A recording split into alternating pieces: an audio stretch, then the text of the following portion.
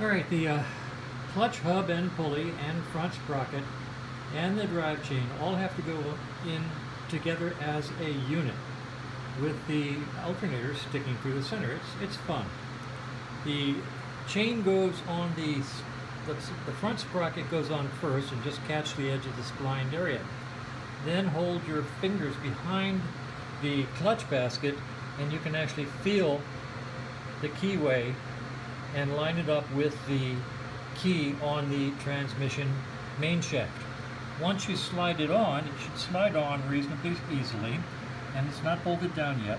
But with the gears, the transmission in first gear, when you turn this, see the rear wheel turning? That means that the key is in position.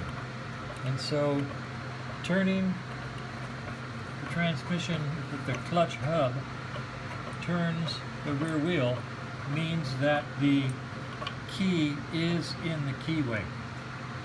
Now we'll go ahead and bolt it all down, put the bolt in here, bolt all that, put the alternator back on, and that's how you make sure that the key is in the clutch hub when you install the hub, basket, and front sprocket and chain all at once.